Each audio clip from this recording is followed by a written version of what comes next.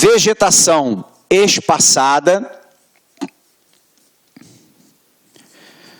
casca grossa, raiz profunda,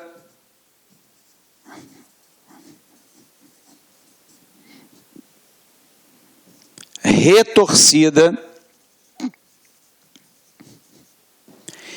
e, portanto, muito bem adaptada a uma parte do ano quente e úmido, outra parte do ano menos quente e bastante seco.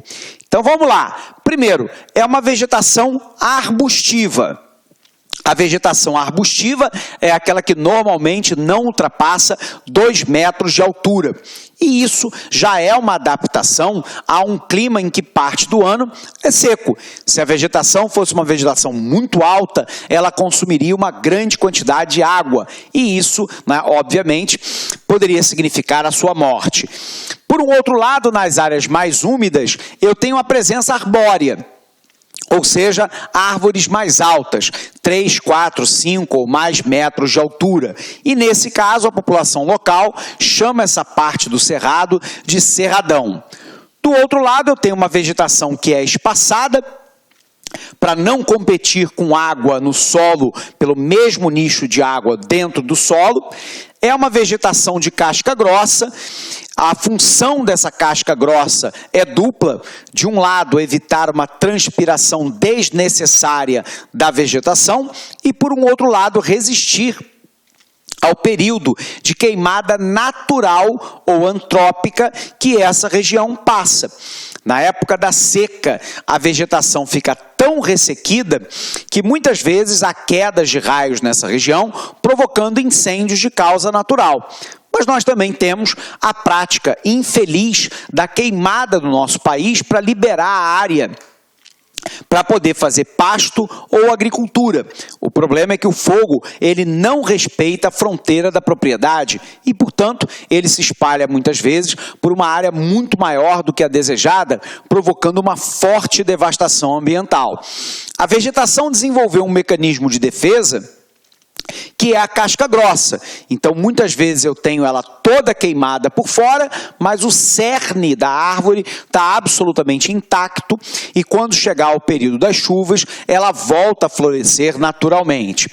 A raiz é profunda para poder prospectar água no subsolo, portanto, né, encontrando fontes de água para poder sobreviver, e ela é retorcida. A retorcida significa dizer que ela tem uma área menor da vegetação que está exposta à radiação solar. E isso, em tese, permitiria uma transpiração menor, portanto, menos perda de água, garantindo, então, a sobrevida dessa vegetação. Esse bioma vem sendo continuamente arrasado desde a década de 1970. Isso porque, na década de 70, o regime militar resolveu abrir uma nova fronteira agropecuária nessa região. E aí nós temos a presença, né, do gado extensivo de corte e nós temos a presença da agricultura mais modernizada, chamada de agronegócio ou agrobusiness, né? Soja, milho, algodão, né, são produtos que encabeçam a lista de exploração dessa região. Então, colocando essa observação aqui para você, hoje o Cerrado passa por uma forte devastação ambiental.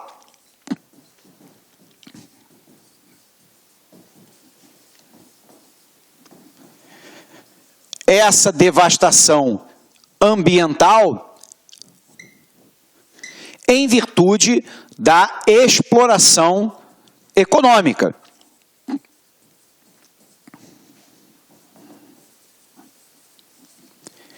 Vamos lembrar que a partir lá da década de 1970, o regime militar abre uma nova fronteira agropecuária nessa região. E essa fronteira agropecuária, basicamente dentro de um modelo de agronegócio, portanto, numa monocultura, né, voltada fundamentalmente para o mercado externo, com alto nível de tecnificação, portanto, tratores, colheitadeiras, semeadoras, né, e por aí vai, com uma tríade de soja, milho e algodão. Se, por um lado, isso trouxe desenvolvimento, né, para essa região, por outro lado, significou uma destruição muito profunda, né, desse ecossistema. E lembrando que a retirada do Cerrado é uma forte ameaça à bacia do Paraná, do São Francisco e do Tocantins-Araguaia, já que eu tenho um divisor de águas nessa região. Se eu devasto a vegetação, o índice pluviométrico cai. E, portanto, a bacia dessas três regiões é, ao menos, parcialmente atingida. Bacana? Vamos apagar aqui e vamos revisar.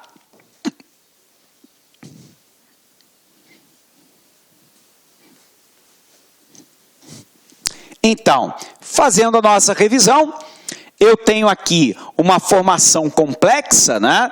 Tem um estrato arbóreo, um estrato arbustivo, um estrato herbáceo, a gente já vai falar dele. Ela é também denominada de savana do Brasil, porque é uma modalidade de savana. Ela ocupava originalmente 25% do território brasileiro, num típico de clima tropical com duas estações bastante definidas, né? De um lado, primavera, verão, quente e úmido, outono e inverno, menos quente e seco. Aparece na região do centro-oeste e de arredores, formado por pequenas árvores e arbustos retorcidos, casca grossa, folha pequena e caducifólia. Opa, né?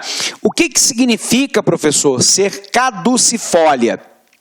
É que a folha caduca no período do inverno, ou seja, ela cai. E por que ela cai? Para no período do inverno a planta transpirar menos e, portanto, ter menos perda de água, significando uma possibilidade de sobrevida. Portanto, eu tenho uma vegetação caducifólia de raízes profundas. Foi fortemente devastado pela pecuária e pela agricultura comercial mecanizada, do tipo agronegócio, com a abertura da nova fronteira agropecuária brasileira a partir da década de 1970. A área é essa daqui, né? Você tem uma extensa área de domínio desse bioma de cerrado. E nós temos aqui uma foto que mostra de maneira muito clara como é que se dá esse conjunto vegetativo, né? Uma vegetação arbustiva, arbórea, né? Algumas vezes com uma árvore mais alta, mas via de regra, uma vegetação que se mantém espaçada, casca grossa, raiz profunda, né? Retorcida, numa tentativa de se manter viva.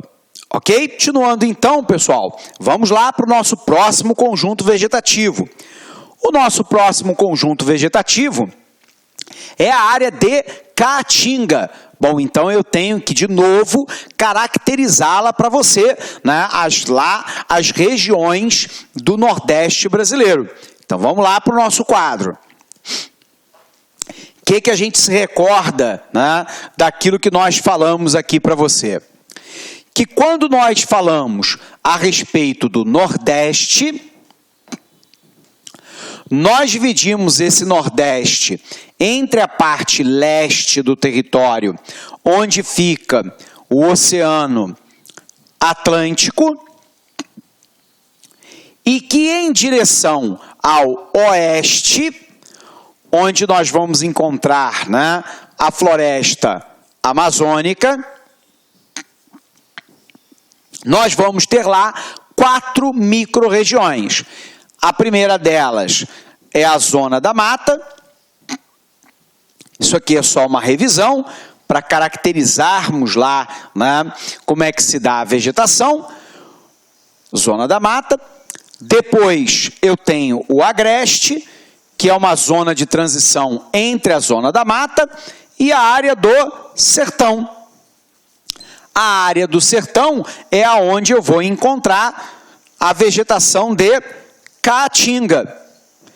Logo depois, você se recorda, nós havíamos falado que há o meio norte, vegetação de mata dos cocais. Então, o que me interessa entender agora é aqui o sertão e entender a vegetação de Caatinga. Lembrando com você, o sertão nordestino, né, é uma área de clima semiárido.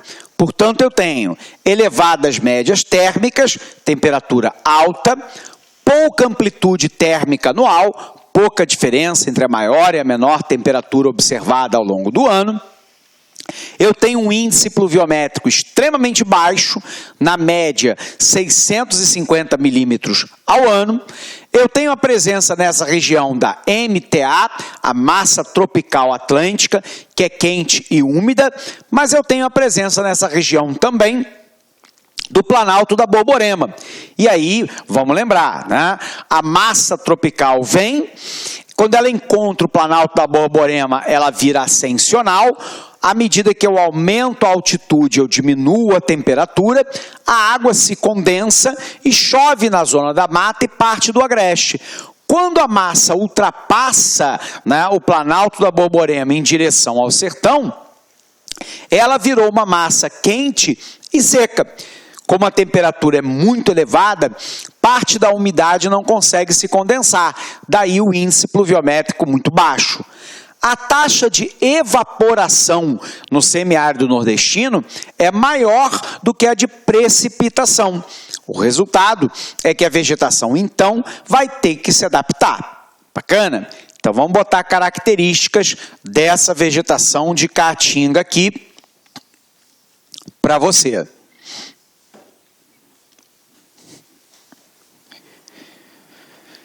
Eu tenho a vegetação, então, de Caatinga. Caatinga é uma palavra indígena que significa mata branca. Então, primeiro, é uma vegetação xerófita. Já vou explicar isso aqui. Espaçada. Casca grossa. Raiz profunda,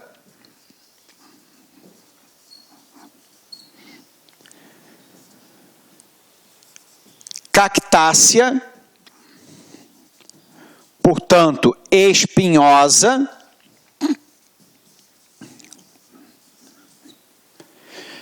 que vai buscar, portanto, uma grande resistência, né, ao clima seco. Então, vamos lá, vamos tentar entender. Primeiro, é uma vegetação xerófita, portanto, uma vegetação adaptada a um clima seco, nesse caso, um clima semiárido. É uma vegetação espaçada, para que não haja competição, né, por nichos de água presentes no mesmo solo. Casca grossa, para poder evitar a transpiração e resistir ao período de seca nessa região. A raiz é profunda, ela está à busca lá, né, de água no subsolo, formada basicamente por cactácea ou por uma vegetação espinhosa. A função dos espinhos, segundo os biólogos nos afirmam, não é simplesmente um mecanismo de defesa para a planta não ser comida pelo herbívoro. Na realidade, foram folhas que foram enrolando em torno de si para evitar a evaporação. E, portanto, para evitar a transpiração e, portanto, evitar a perda de água. E, finalmente, quando nós olhamos para esse conjunto aqui, a gente vai poder observar que ele é relativamente bem adaptado a um clima extremamente seco, onde o índice pluviométrico é um índice pluviométrico muito baixo. Portanto, nós temos um outro conjunto que é a vegetação de Caatinga. Vamos apagar aqui e vamos olhar nosso material.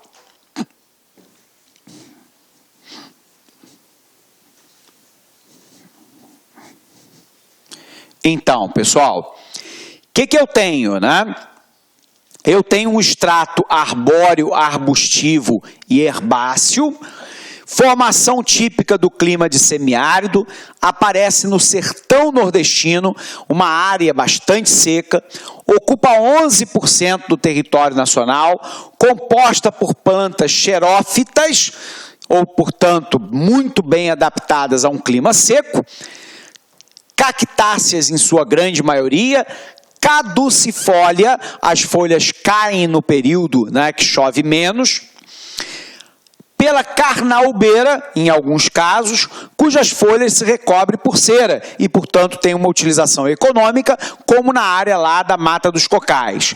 É uma área ocupada pela agricultura e pela pecuária tradicional, notadamente de caprino, porque cabra e bode consome pouca água, é um animal muito rústico, come praticamente qualquer coisa e se adapta a um clima muito quente, e por um outro lado fornece proteína de origem animal, leite, carne, né, para o sertanejo, e o couro, que serve para a produção de chapéu, de selaria, de embornal e por aí vai.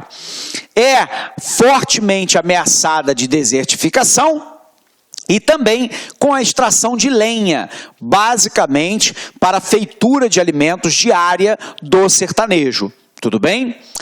Então, nós temos aqui a área de localização do bioma da Caatinga no nosso país e temos uma foto aqui para poder mostrar para você o xique-xique e mostrando aqui uma vegetação de cactácea, portanto, muito bem adaptada, né, a um clima semiárido. Bom, pessoal, nós temos um outro conjunto vegetativo para falarmos para você, que nós chamamos de complexo do Pantanal. Primeiro, lembrando que o termo Pantanal, ele não está exatamente correto, porque a área do Pantanal brasileiro não é exatamente um pântano, não é uma área permanentemente alagada.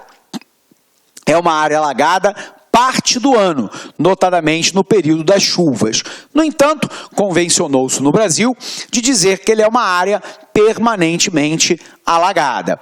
O ponto-chave, então, é que o Pantanal ele vai ter 3 conjuntos vegetativos, né? Na área próxima, né, dos rios, eu tenho a floresta tropical continental, saindo do rio eu tenho a área de cerrado, saindo mais ainda do rio eu tenho a área de campos limpos. Então vamos lá, vamos ver esse conjunto vegetativo.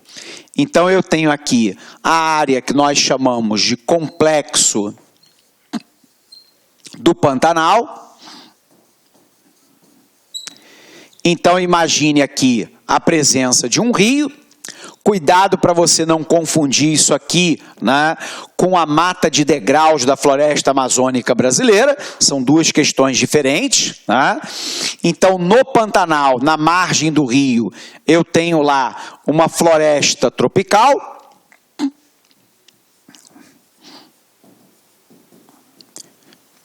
floresta tropical é essa que nós já sabemos as características, né? Árvores altas, vegetação densa, latifoliada, folhas largas, perennifólia, né? Portanto, folha verde durante todo o ano e por aí vai. À medida que eu me afasto do rio, a tendência é que a umidade diminua. E aí eu vou ter um outro conjunto vegetativo que nós já estudamos aqui, que é lá o cerrado. O cerrado é o que, pessoal?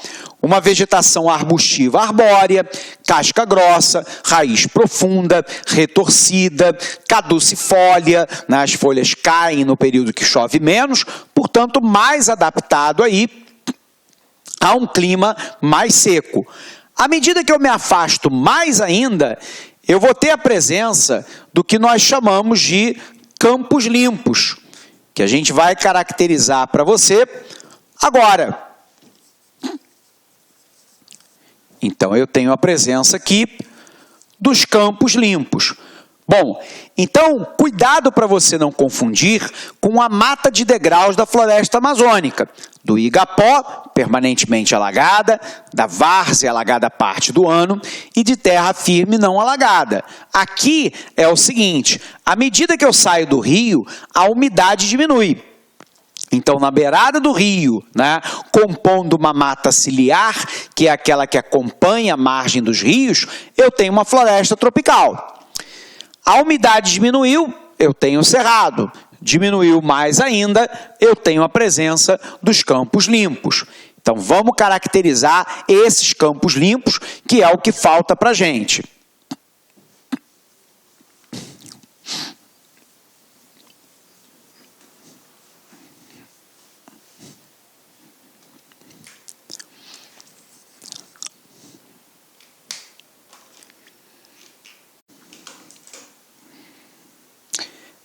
Então, pessoal, vamos entender então aqui, né, os chamados campos limpos.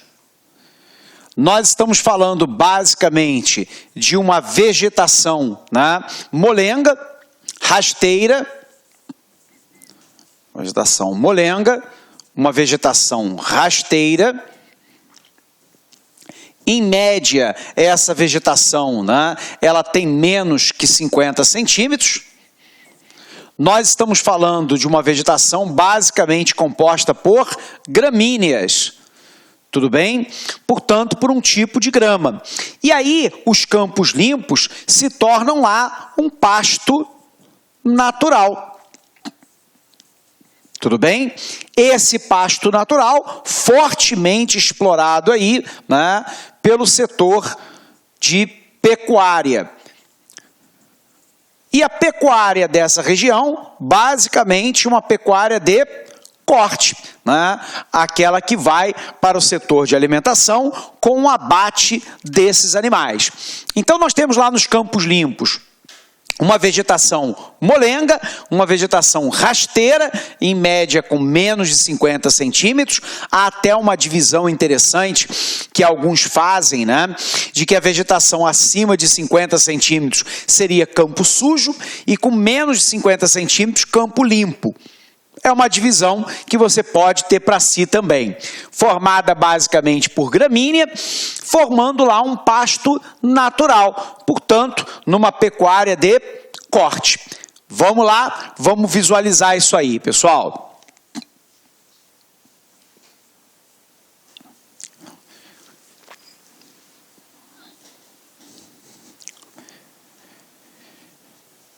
Então, o que nós temos, né?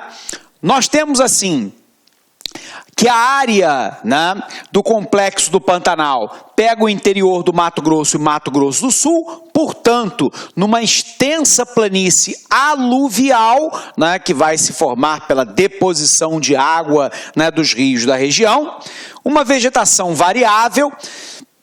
Nas porções inundáveis aparecem as espécies rasteiras, presentes aí da pecuária. Nas porções de alagamento eventual aparecem as espécies rasteiras. E aí nós temos eventualmente a presença do cerrado, uma pequena parte com apresentação de caatinga e uma grande área de mata tropical, compondo, portanto, o chamado complexo do Pantanal. Recentemente apareceram a agricultura comercial nessa região, a caça ilegal e a pesca também é muito contundente e também a pesca predatória, aquela que vai levando à extinção dos animais. Então nós temos aqui a área de ocorrência do Pantanal brasileiro, né, entre a área do Mato Grosso e a área do Mato Grosso do Sul. E aqui uma foto que mostra, né, uma intensa área de planície inundável que forma essa região. Tudo bem? Lembrando que a área de campos, né, nós temos aí um outro grande conjunto que nós temos lá na campanha gaúcha. Então vamos lembrar um pouquinho a respeito disso aí, pessoal. Nós temos lá no extremo sul do país um conjunto vegetativo que nós chamamos de campos ou simplesmente campo limpo, né, da campanha gaúcha. Observe que ela vai ter as mesmas características que nós encontramos lá no complexo do Pantanal.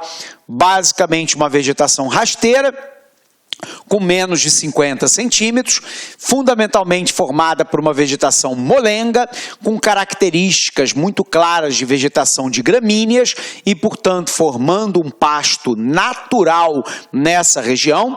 E não é por acaso que nessa região da Campanha Gaúcha, no Rio Grande do Sul, nós temos uma pecuária de corte muito atuante, porque você tem, como falamos, uma área de pasto natural.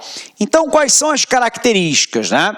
Vegetação rasteira formada por gramínea e pequenos arbustos, em alguns casos arbustiva. Campo meridional. A palavra meridional, pessoal, significa sul. Então, no campo meridional do sul, na Campanha Gaúcha, no Rio Grande do Sul, eu tenho campos limpos com pecuária.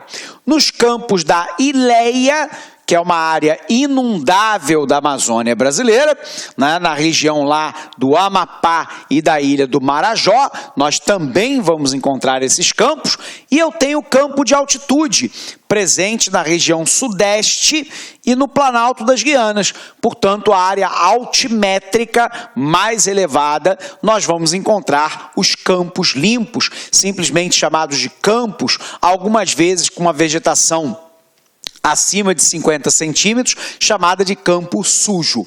E aí eu trouxe uma foto para você visualizar, né? Nós temos aqui um campo limpo da Campanha Gaúcha, que mostra um extenso tapete verde, né, formado basicamente por gramínea, formando então um pasto natural. Continuando o nosso raciocínio, nós temos a área de mangue. A área de mangue é muito interessante porque você está falando de uma extensa área da costa brasileira que é um berçário natural. Então, quais são as características desse conjunto vegetativo?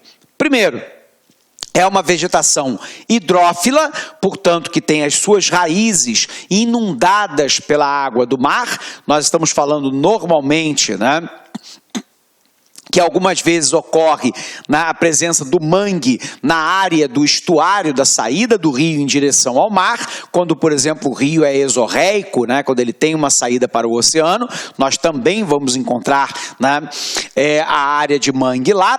O mangue é uma vegetação higrófila, é uma vegetação extremamente densa, bastante adaptada, né, a uma água salobra, portanto, a água do mar, com uma grande quantidade de cloreto de sódio.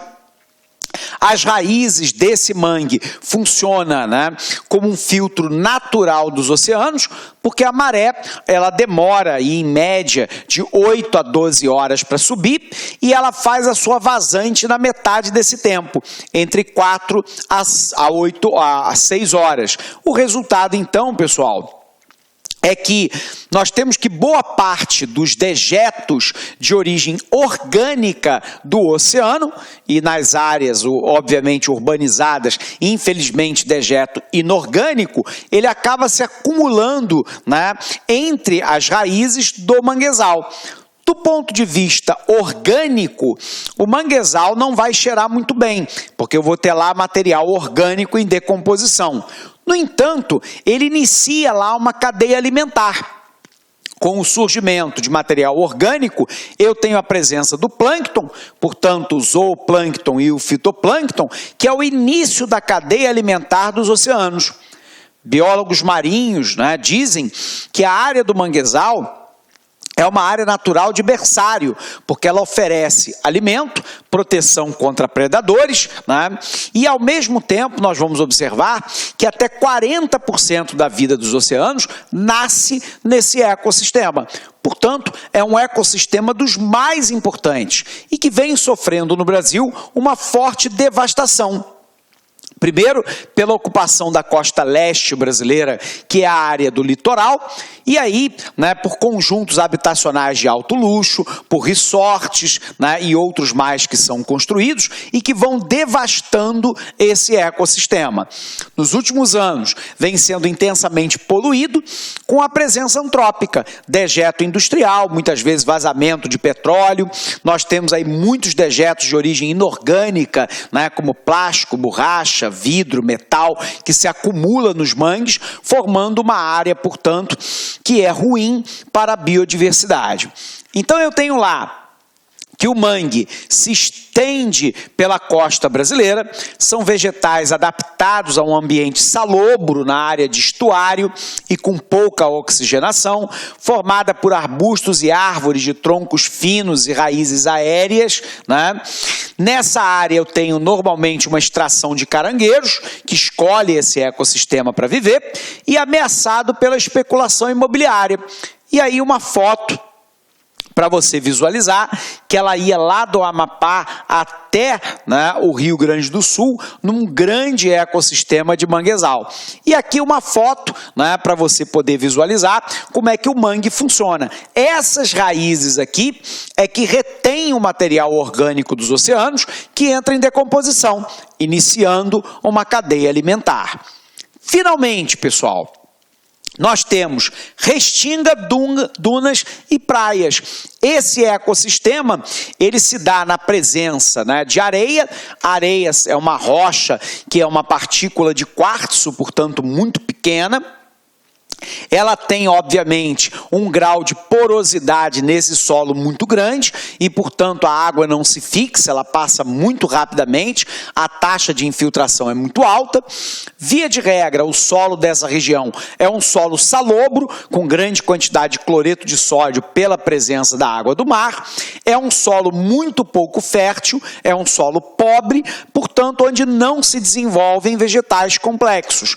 Então eu vou ter basicamente uma vegetação herbácea, formada basicamente por vegetais, né, de pouca altura, basicamente rasteira ao solo. Em pequenas áreas você vai encontrar uma área arbustiva, não muito significativa.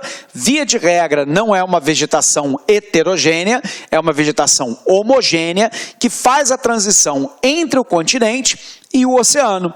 Área de restinga, duna e praia tem esse tipo de vegetação. Bacana? Bom, pessoal, com isso, então, a gente vai encerrando essa aula para você a respeito de vegetação no Brasil, ok? Abraço grande e até uma próxima aula. Até lá!